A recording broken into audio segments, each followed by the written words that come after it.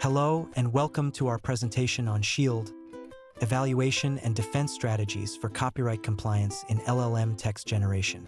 My name is Xiaozi Liu, and I'm presenting this work alongside my co-authors from Purdue University and Westlake University. As large language models, or LLMs, continue to evolve, they have raised significant concerns around copyright infringement. On one hand, models can inadvertently reproduce copyrighted text, violating intellectual property laws. On the other hand, they may become overly cautious, restricting non-copyrighted content, leading to a different set of challenges. The example on the right shows two scenarios.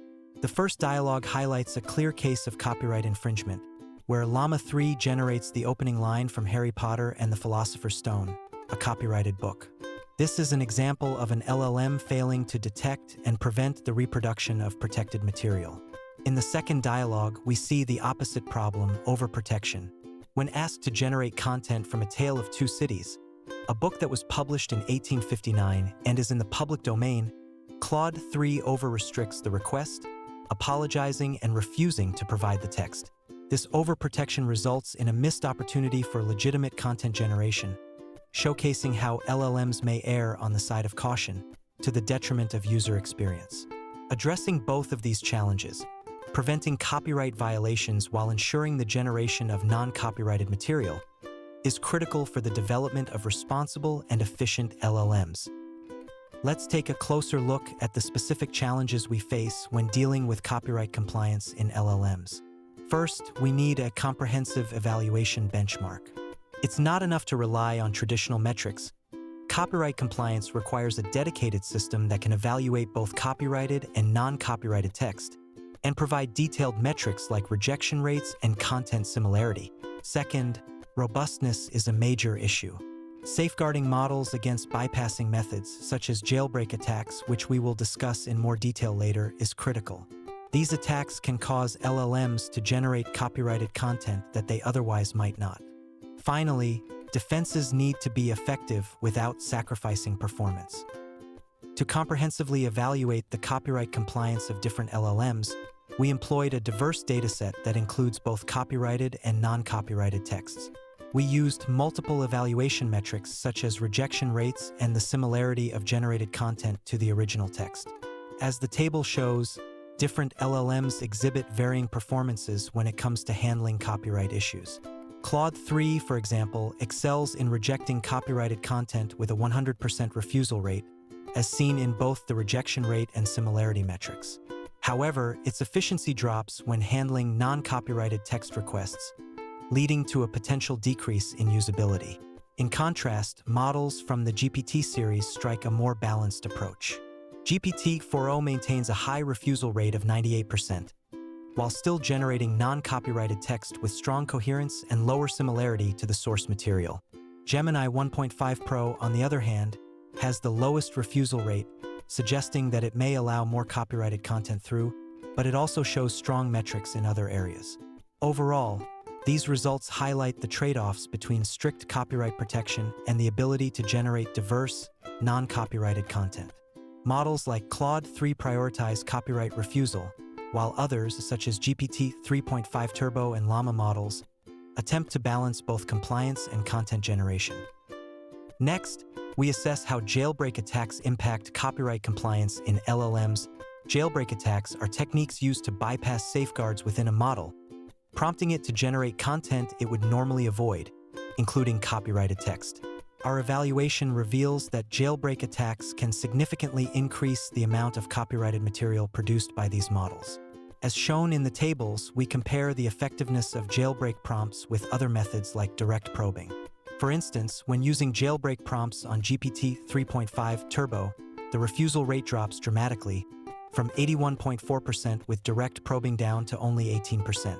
Claude 3, on the other hand, performs quite well, maintaining a 100% refusal rate in direct probing. But even this model struggles with jailbreak attacks, where refusal rates drop to 97.4%. Interestingly, we also found that jailbreak attacks can sometimes resolve overprotection issues, cases where models are too strict and block even non-copyrighted content. Overall, our findings emphasize the need for robust defense mechanisms to prevent these attacks, while maintaining the model's ability to generate legitimate, non-copyrighted content. Here we introduce our new agent-based defense mechanism. This approach continuously checks the copyright status of the generated text in real time, ensuring that any potential violations are caught before the text is delivered. Our method successfully rejects approximately 100% of requests that involve copyrighted material, while allowing non-copyrighted content to pass through unaffected.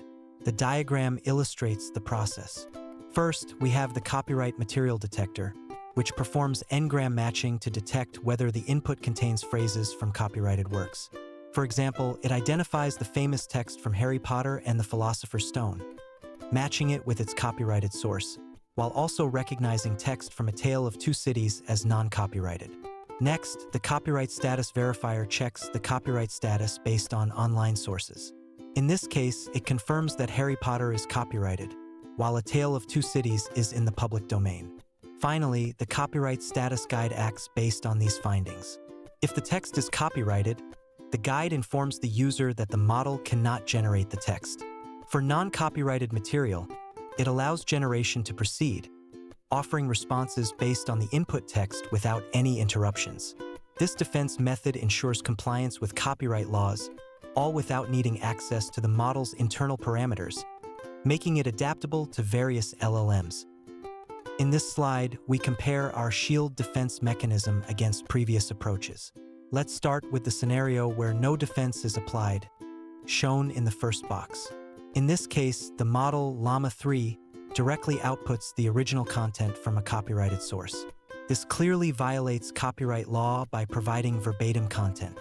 Next, we have an example from previous work, specifically EMNLP'24, which attempts to mitigate copyright infringement. While it does avoid providing exact text, it introduces significant hallucinations. The text generated becomes distorted, including strange changes like a firm that made drills or other alterations that do not make sense in the original context. This introduces new issues, compromising the quality and accuracy of the generated content. Finally, in the last box, we see the result when applying our shield defense mechanism. Here, the model rejects the request outright, stating that it cannot provide verbatim content from copyrighted material. Our method immediately rejects queries for copyrighted text without any hallucinations or compromises, ensuring compliance with copyright law while maintaining model accuracy for other tasks. This clear improvement highlights the effectiveness of Shield in handling copyright compliance without negatively affecting the model's performance.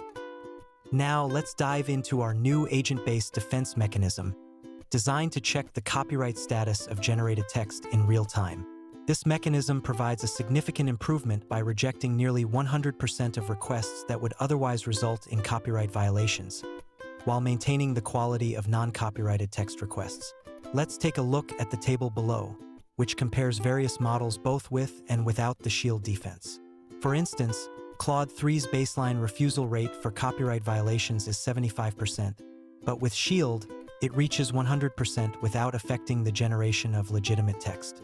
This trend holds across other models as well, such as Gemini 1.5 Pro and GPT-4o, where Shield not only improves the rejection rates but also maintains the text quality metrics, such as Rugel and LCS.